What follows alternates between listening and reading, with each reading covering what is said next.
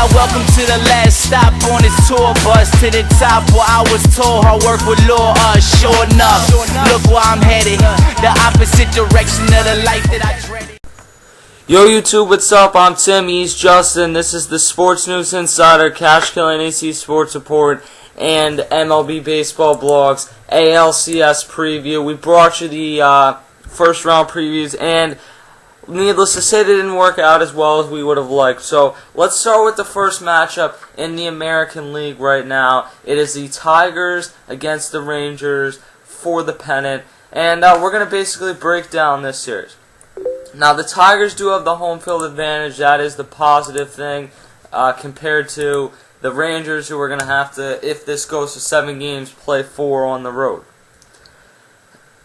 Let's go into this. Justin, you have the pitching matchups. What would the pitching matchups be for the first 4 games?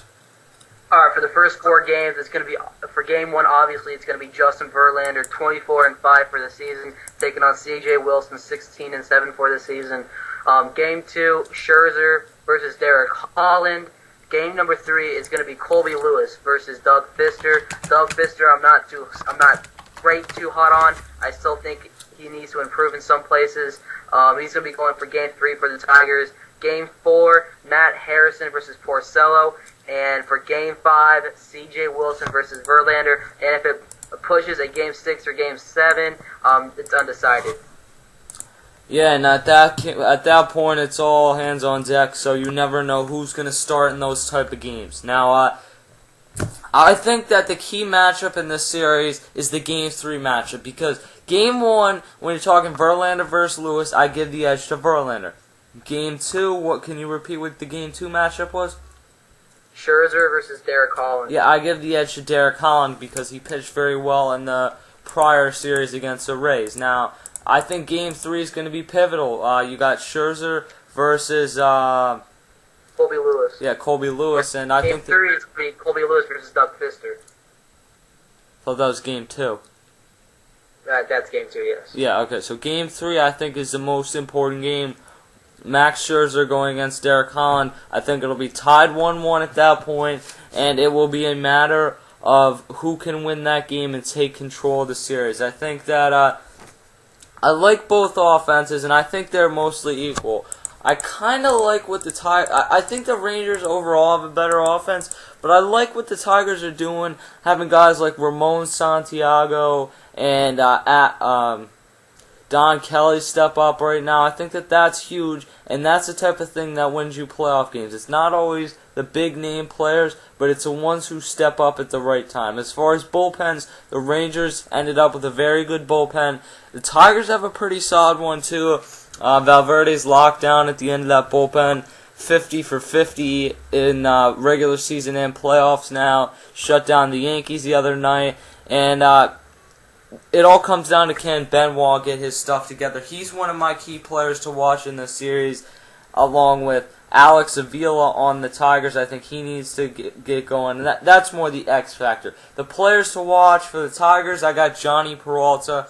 He didn't have a great series in the bat against the Yankees, but in the field he made some very key plays. As far as the Rangers go, I think that the key player is Nelson Cruz. Nelson Cruz last year really stepped up in the playoffs and carried them to the playoffs, or carried them to the World Series, and I think that he's going to have a very good series for the Rangers to win.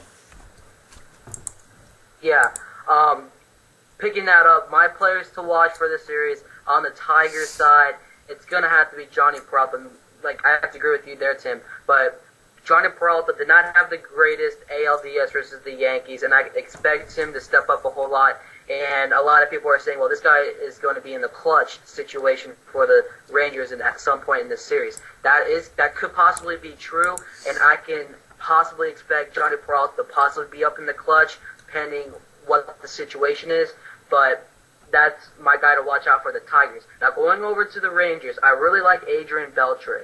The reason being is he swung a great bat in the final game versus the Tampa Bay Rays. He had 3 home runs on the night, and I think if he continues his hot bat into the series versus the Tigers, I can possibly see the Rangers taking this series. So how many, as far as predictions, what do you got? I want to say, I'm going to say Rangers in 6. I'm going to say Tigers in 6. I think that this is the Tigers' year right now, at least as far as winning the American League. They seem like the better team in my mind. I'm not hating on the Rangers. I think that they have a very good team. But the pitching depth, I think, for the Tigers is a little bit better.